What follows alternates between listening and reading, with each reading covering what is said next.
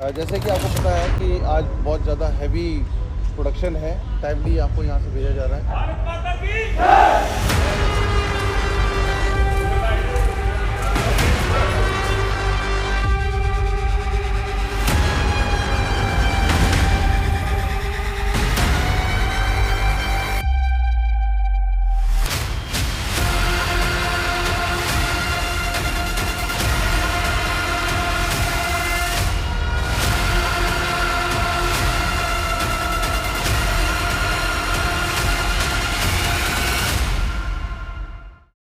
नमस्कार, आप देख रहे हैं गुड न्यूज टुडे। मैं हूं आपके साथ मनीषा झा। पुलिस का काम है मुजरिमों को पकड़ना, अदालत का काम है उन्हें जेल भेजना और वकीलों का काम है मुकदमे पर इन मुजरिमों को कोर्ट में बुलाना। इतना तो आप सभी जानते हैं, पर क्या आप ये जानते हैं कि दिल्ली की 3 जेलों से लगभग रोज कितने कैदी बाहर निकलते हैं कोर्ट जाने के लिए? इन कैदियों को जेल से कोर्ट तक लाने और कोर्ट से वापस जेल तक ले जाने का काम कौन करता है और इसमें कितना खतरा है? आज आपको अपने साथ मैं इस खतरनाक सफर का गवाह बनाऊंगी। एक ऐसा सफर जहां हर दिन हर पल खतरा है, लेकिन दिल्ली पुलिस की एक ऐसी फोर्स है जो जान हथेली पर लेकर हर रोज इस खतरे को टाल देती है।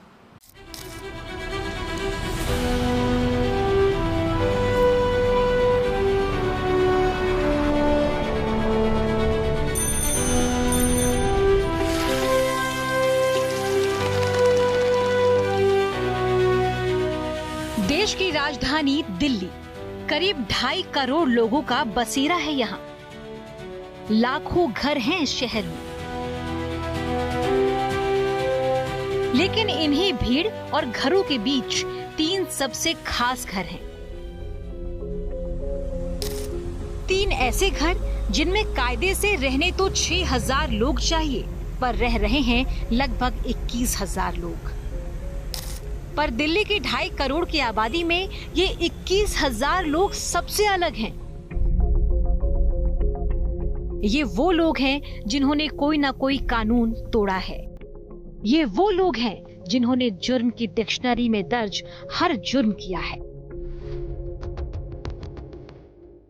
इन 3 घरों में हजारों कातिल, हजारों रेपिस्ट, सैकड़ों चोर, लुटेरे, डाकू, डॉन और यहाँ तक कि खूंखार आतंकवादी भी रहते हैं।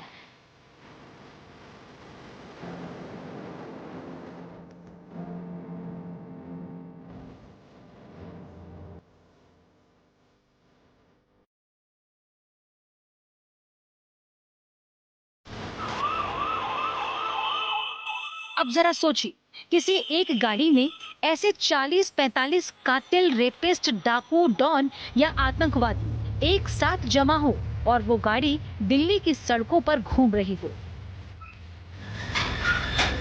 तो उस गाड़ी में सवार 4 से 6 पुलिसकर्मियों पर क्या बीतती होगी?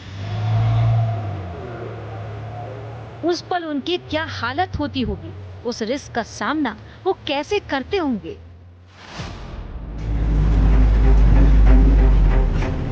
हर रोज अपनी जान जोखिम में डालकर वो कैसे इन छटे हुए मुजरिमों के बीच रहकर उन्हें एक जगह से दूसरी जगह पहुंचाते होंगे। यकीन मानिए, ये वो काम है जिसमें हर दिन जिंदगी उनका इम्तिहान लेती है। जान हथेली पर लिए हर रोज मौत का सामना करने वाले दिल्ली पुलिस के इन जांबाज जवानों और अफसरों को बीते साल तक दिल्ली पुलिस की 3rd बटालियन के नाम से जाना जाता था। पर इनके काम के हिसाब से अब इन्हें एक नया नाम मिला है, जुडिशियल कस्टडी कॉर्प्स, यानी न्यायिक अभिरक्षा वाहिनी, यानी NAV। न्यायिक अभिरक्षा वाहिनी एक बटालियन है DAP का। पहले इसका नाम 3rd बटालियन DAP था। ये 1967 में DAP से ही जितने भी जो कस्टडी के एक्यूज्ड होते थे, चाहे वो कन्विक्ट हैं, चाहे जुडिशियल कस्टडी में, चाहे अंडर ट्रायल हैं, उन सभी का प्रोटेक्शन का काम DAP करती थी। उसके बाद 1970 में 3rd बटालियन DAP बनी। उसके बाद 3rd बटालियन DAP 2024 फरवरी 2024 तक यही प्रोडक्शन करते रही। फरवरी 2024 में इनका नाम बदल के इसका नाम न्यायिक अभिरक्षा वाहिनी कर दिया। 3rd बटालियन से नाम चेंज किया और न्यायिक अभिरक्षा वाहिनी। ये है दिल्ली के वो 3 घर, Tihar jail, Mandoli jail, Rohini jail. इन्हीं 3 घरों या जेलों में इस वक्त करीब 21,000 कैदी बंद हैं। अब बंद हैं तो इसका मतलब ये नहीं कि ये जेल से बाहर नहीं आते। इन 21,000 कैदियों में से लगभग 90% कैदी यानी करीब 18-19,000 बंदी अंडर ट्रायल हैं। यानी वो विचाराधीन कैदी जिनके मुकदमों का फैसला अभी आया ही नहीं। अब जाहिर है जब मुकदमा चल रहा है तो जेल से कोर्ट तक इनका आना जाना तो लगा रहेगा। औसतन हर रोज इन 3 जेलों से 1200 से 1400 कैदी कोर्ट लाए जाते हैं। अब जरा सोचिए, इतनी बड़ी तादाद में हर रोज जब ऐसे छटे हुए अपराधी जेल के बाहर निकलेंगे तो इनके जेल लौट जाने तक किसका दिल नहीं धड़केगा।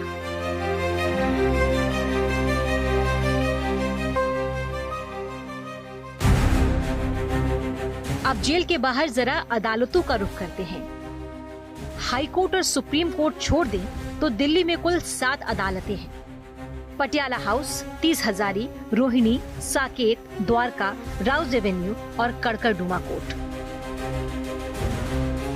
यही वो 7 अदालतें हैं जिनमें हर रोज 3 जेलों से लगभग 1400 कैदियों को बाहर निकालकर कोर्ट तक लाया और ले जाया जाता है और इनकी संख्या 2000 तक भी पहुंच जाती है।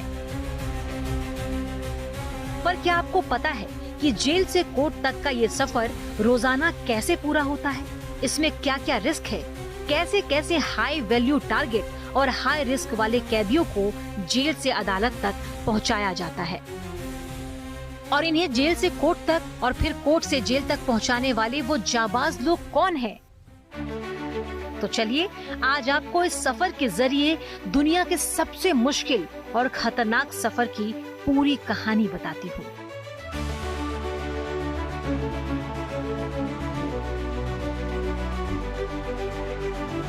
ये विकासपुरी में न्यायिक अभिरक्षा वाहिनी का हेडक्वार्टर है। एक तरह से ये वो जगह है जहाँ सुबह सुबह एनएवी की जेल वैन इकट्ठा होती हैं। यहीं से ड्यूटी के मुताबिक अलग अलग जेल वैन को अलग अलग जेलों में भेजा जाता है। अब चूंकि दिल्ली में 3 जेल है, तिहाड़ जेल, मंडोली जेल और रोहिणी जेल, लिहाजा इनमें से हर एक जेल के लिए हर रोज 7 जेल वैन भेजी जाती है।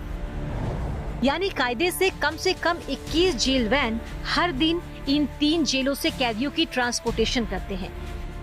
अगर अदालत में मुकदमे ज्यादा हो या एक ही तारीख पर कई तारीखें हो तो उस हिसाब से कैदियों और जेल वैन दोनों की गिनती बढ़ जाती है।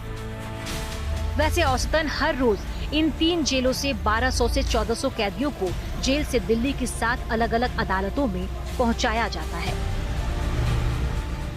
हर रोज 2000 से 2500 तक के बीच में होता है। अच्छा। अभी जैसे आज का हम लें तो आज हमारा टोटल प्रोडक्शन 2100-2200 के करीब प्रोडक्शन है। टोटल यदि मूवमेंट देखें तो वो 2500 प्लस है। अच्छा। यानी कि जो जेल में किसी की मुलाकात पे होना है या किसी को ओपीडी जाना है या किसी को हॉस्पिटल जाना है या प्रोडक्शन होना है, जेजेबी में सीसीएल्स को जाना है, तो टोटल जो है आज हमारा 2500 के करीब है। लेकिन ऑन एन एवरेज भी 2000 प्लस रहता है। अमूमन एक जेल वैन में 45 कैदियों के बैठने के इंतजाम होते हैं और हर जेल वैन के साथ ड्राइवर समेत दिल्ली पुलिस की इस खास फोर्स के 6 जवान अफसर ट्रैवल करते हैं। दिल्ली के 7 अलग अलग अदालतों में इन 3 जेलों से जो जेल वैन निकलती है उन्हें अपनी मंजिल तक पहुंचने में अधिकतम 1 घंटा और कम से कम आधा घंटा लगता है। कई बार इन्हें ट्रैफिक जाम का भी सामना करना पड़ा है। लेकिन दिक्कत यह है कि फायर ब्रिगेड या एम्बुलेंस की तरह वैन को हूटर या सायरन बजाने की इजाजत नहीं होती। जितनी न्यायिक अभिरक्षा वाहिनी की जितनी वैन्स हैं उन सब में हमने स्पेशली ये, क्योंकि इनको जाली लगी होती है, डबल जाली लगी होती है, तो हवा का पास होना और वो सब चीज़ों का भी रेस्ट्रिक्शन रहता है। लेकिन उसके बाद भी प्रोडक्शन तो हमें करना ही है क्योंकि कोर्ट की कंप्लाइंस हमें करनी है। तो मौसम, हर मौसम है वो अनुकूल नहीं रहता, उसको उसके इफेक्ट्स आते हैं, बट उसके बावजूद भी हमें उन परिस्थितियों में भी पेश तो हमें करना ही है। क्या एनएवी इसका इस्तेमाल करती है, हूटर का या सायरन का? एनएवी करती है, जैसे बहुत ज्यादा हाई रिस्क एक्यूज्ड है या हाई वैल्यू टारगेट है या जहाँ पे बहुत ज्यादा ट्रैफिक जाम हो जाता है और लेट हो जाती है, तो उस टाइम पे इमरजेंसी केसेज में हूटर बजाते हैं। अदरवाइज रूटीन में हूटर को हम अवॉइड करते हैं। पर इन चीजों से हटकर इस फोर्स के सामने जो सबसे बड़ी चुनौती है वो है चलती गाड़ी में जेल के बाहर शहर के बीचों बीच एक साथ 40 से 45 कैदियों को कंट्रोल करना। 4 से 6 सुरक्षा जवानों को ही इनसे निपटना होता है। कई बार एक ही जेल वैन में अलग अलग गैंग के भी कैदी मौजूद होते हैं, जिससे जेल वैन में ही गैंग वॉर का खतरा बढ़ जाता है। इसके लिए इन पुलिस वालों को उन कैदियों को कंट्रोल करने के लिए अक्सर मिर्च के पाउडर का भी इस्तेमाल करना पड़ता है। बहुत बार वो जेल के अंदर भी आपस में लड़ने लग जाते हैं, लॉकअप्स में जाके वहाँ भी लड़ने लगते हैं। तो हमारे जो गार्ड होते हैं उनके पास स्पेशली इक्विप्ड होता है, उनको हम रेड चिली उनके पाउडर उनके पास रखते हैं। तो वो जैसे भी, क्योंकि वो अंदर जाएंगे तो उनको थोड़ा सा और पावर करने के लिए वो सब यूज करते हैं। और फिर इमीडिएटली जो गार्ड का में स्टाफ होता है, वो खाली हाथ स्टाफ होता है, वो जाके उनको अलग कराता है। और फिर जैसे कोई इंजरी होगी, जब तक हमने उसको मतलब मिनिमम टाइम में हम उनको निकालते हैं वहाँ से और अलग अलग करते हैं। हालांकि जेल में बढ़ते गैंग वॉर के बाद अब खुद जेल प्रशासन राइवल गैंग के कैदियों को एक साथ एक ही जेल वैन में नहीं भेजते। यहाँ तक कि जो हाई वैल्यू टारगेट कैदी होते हैं, उन्हें भी आम कैदियों के साथ जेल वैन में नहीं बिठाया जाता। उन्हें अलग से अदालत ले जाया जाता है। अलग अलग कैटेगरीज है, वेरी वेरी हाई रिस्क हो गया, फिर हाई रिस्क हो गया, उसके बाद फिर स्पेशल गार्ड हो गया, सेपरेट वैन्स हो गया, फिर उसके बाद सेफ्टी एंड सिक्योरिटी के हिसाब से जो अक्यूज हो गया। तो ये अलग अलग कैटेगरीज हैं, उसके हिसाब से अलग अलग गार्ड है। लेकिन वेरी हाई रिस्क और हाई रिस्क के अक्यूज हैं, उनकी सेपरेट वैन होती है। अच्छा। जब स्पेशल गार्ड के अक्यूज होते हैं, उनकी भी सेपरेट वैन होती है। कुछ ऐसे होता है कि स्पेशल सेपरेट खारजा होता है। जैसे मान लो एक गाड़ी है, उसको हमने बाइफरकेट करके उसमें 4-5 खारजे बने हुए हैं, अलग अलग पार्टीशन किया हुआ है। तो जैसे 5 मुलजिम है सेपरेट खारजा के, उनको लेके जाना है, तो हम 5 को अलग अलग खारजे में बैठा लेते हैं। तो एक दूसरे को किसी की तरह से हट नहीं कर सकता, और गार्ड हमारी लगी होती है, वो फिर आगे ऐसे ही लॉकअप में जाके उसको अलग अलग खारजे में उतार देते हैं। पर वेरी वेरी हाई रिस्क और हाई रिस्क के जो अक्यूज्ड होते हैं, उनके लिए सेपरेट वैन होती है। एक बार कोर्ट पहुंच जाने के बाद भी एनएवी की टीम का काम खत्म नहीं होता, बल्कि जिम्मेदारियां और बढ़ जाती है। अमूमन हर कोर्ट में एक लॉकअप होता है। दिल्ली की 7 अदालतों में भी 7 लॉकअप हैं। जेल से जेल वैन में कैदियों को कोर्ट लाने के बाद सबसे पहले उन्हें लॉकअप में उन्हें बंद कर दिया जाता है।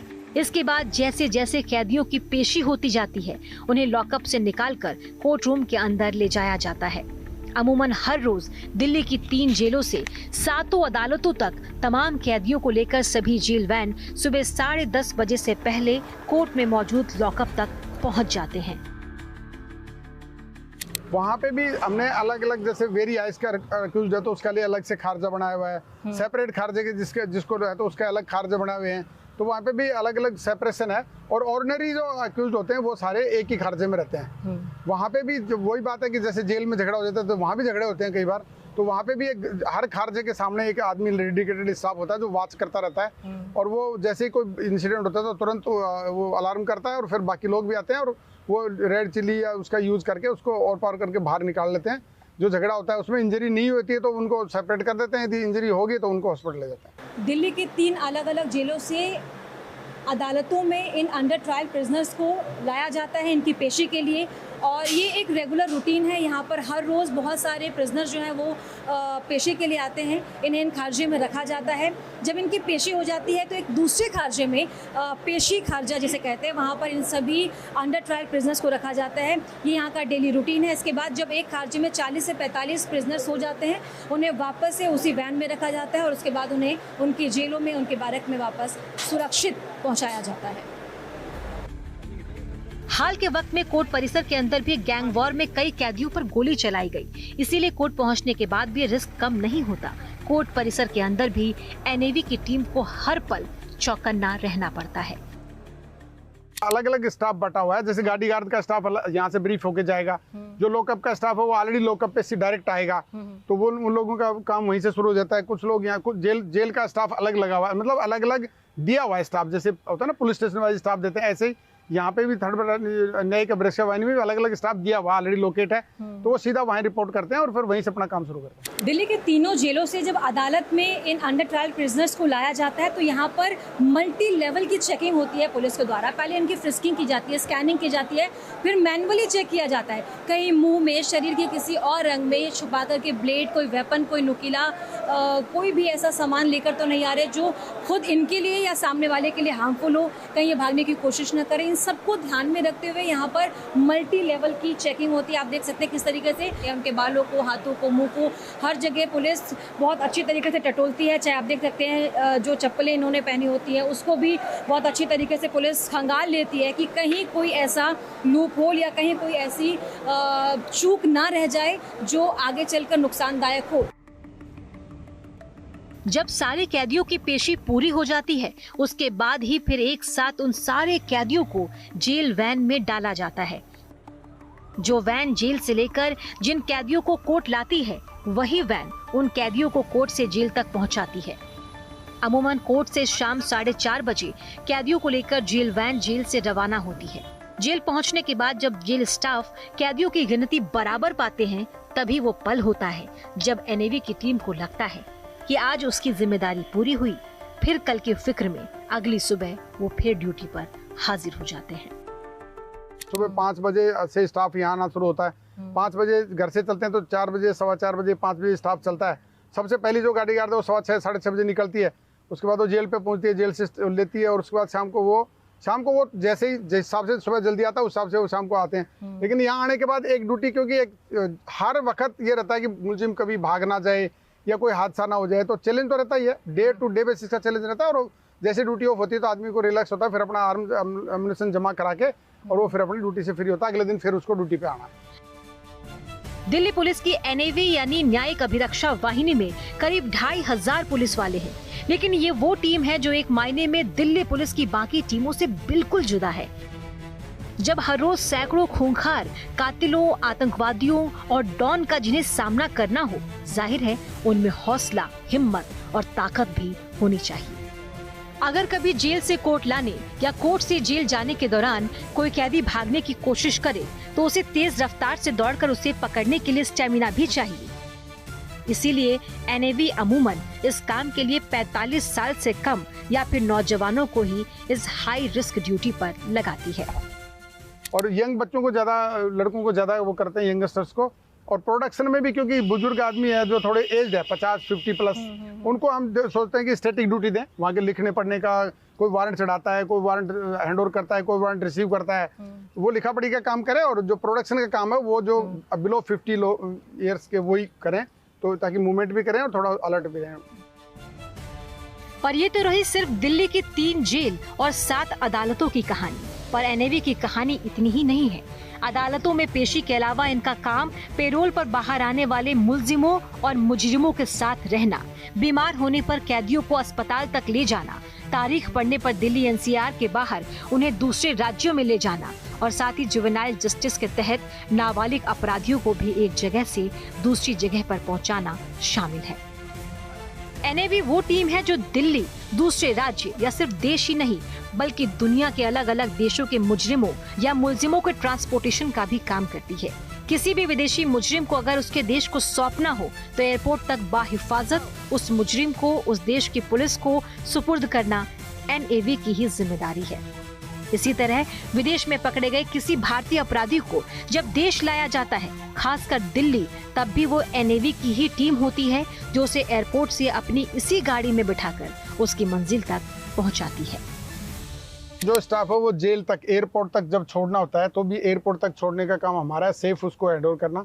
फिर वहाँ पे जो भी कंसर्न एजेंसी है, चाहे वो आईबी है, चाहे वो सीबीआई है, चाहे एनआईए है, चाहे क्राइम है, चाहे स्पेशल सेल है, जो आगे जिनको आगे वहाँ पे हैंडओवर करना, तो वो जब एयरपोर्ट पे जाने के बाद फिर वो अपनी गार्ड लगाते हैं। एयरपोर्ट तक का सारा काम हमारा है। ऐसे ही बाहर से जब एक्स्ट्राडिक्ट होके आता है तो एयरपोर्ट पे हमारी गार्ड लग जाती है, पहले से हमें मैसेज हो जाता है, हमारी गाड़ी वैन सब कुछ है और हमारी गार्ड जाती है और उनका आदमी बताएंगे कि ये यूटीपी है, ये यहाँ से बाहर से है, इसको लेके जाओ।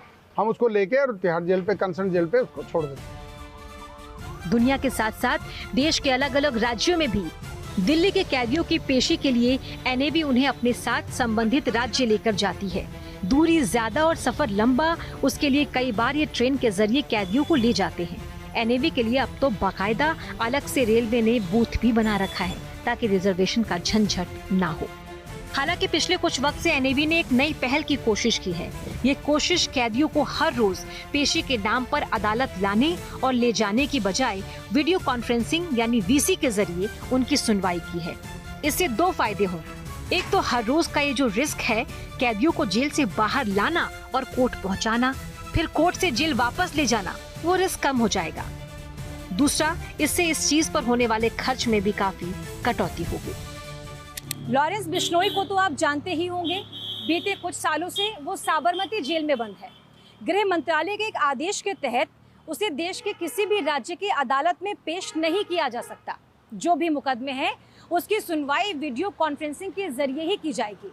ऐसे में सवाल ये उठता है, दिल्ली की 3 जेलों में बंद कैदियों की सुनवाई क्या वीडियो कॉन्फ्रेंसिंग के जरिए सीधे जेल से नहीं की जा सकती? अगर ऐसा होता है तो सारा खतरा ही टल जाएगा और एनएवी ने इसकी शुरुआत भी कर दी है। एक रिपोर्ट के मुताबिक अकेले दिल्ली में इन 3 जेलों के कैदियों को कोर्ट लाने और ले जाने पर सालाना लगभग 39 से 40 करोड़ रुपए खर्च होता है, जिनमें फ्यूल का खर्चा भी शामिल है। अब अगर वीडियो कॉन्फ्रेंसिंग के जरिए इन कैदियों की सुनवाई होने लगेगी तो ये पूरा का पूरा खर्च बच जाएगा। वैसे वीडियो कॉन्फ्रेंसिंग की शुरुआत जेलों में हो चुकी है। एक रिपोर्ट के मुताबिक हर महीने करीब 100 से 150 कैदियों के मुकदमे या जमानत की सुनवाई वीडियो कॉन्फ्रेंसिंग से ही हो रही है। सूत्रों के मुताबिक जेल प्रशासन ने आने वाले वक्त में वीडियो कॉन्फ्रेंसिंग के जरिए कोर्ट की सुनवाई के लिए तैयारी भी शुरू कर दी है। अगर 3 जेलों में बंद करीब 18 से 19 हजार विचाराधीन कैदियों के मुकदमों को देखें तो वीडियो कॉन्फ्रेंसिंग के जरिए उनकी सुनवाई के लिए तीनों जेलों में लगभग 850 वीडियो कॉन्फ्रेंस सिस्टम लगाए जाने की जरूरत पड़ेगी, जिस पर 35 से 40 करोड़ रुपए के खर्च आने की उम्मीद है। वीसी के लिए हम डेली बेसिस पे, हमारे लॉकअप इंचार्ज हैं वो डेली बेसिस पे कोशिश करते हैं कि वीसी मैक्सिमम कराया जाए और कोर्ट हमारी बातों रिक्वेस्ट को मानते भी हैं। पर उन रिक्वेस्ट में ज़्यादातर जो डिफेंस काउंसिल्स होते हैं वो ज़्यादा उसको इंटरवेन करते हैं और वो मना करते हैं, तो फिर कोर्ट उनकी बातों को मतलब जाहिर सी बात है कि वो वहाँ के कोर्ट ऑफिसर हैं तो उनकी बातों को सुनते हैं और फिर उस हिसाब से कंसिडर करके उनको वीसी हमारी एप्लीकेशंस को टर्न डाउन कर देते हैं। अदरवाइज मैक्सिमम हम कोशिश करते हैं कि वीसी से, और वीसी से काफ़ी प्रोडक्शन हम डेली हर एक लॉकअप से 10-12 कोशिश करते हैं कि वीसी हो जाए। तो आइंदा जब कभी दिल्ली की सड़कों पर आपको ये गाड़ी यानी जेल वैन दिखाई दे तो एक बार जेल वैन में बैठे एनएवी यानी न्यायिक अभिरक्षा वाहिनी यानी जुडिशियल कस्टडी कॉर्प्स को दाद जरूर दीजिएगा। दाद इस बात की कि इनकी हर सुबह खतरे से शुरू होती है और हर शाम खतरे के साथ खत्म। और इसी के साथ आज की इस खास पेशकश में इतना ही। देश और दुनिया की तमाम अच्छी खबरों के लिए आप देखते रहिए गुड न्यूज टुडे। जैसे कि आपको पता है कि आज बहुत ज़्यादा हैवी प्रोडक्शन है, टाइमली आपको यहाँ से भेजा जा रहा है।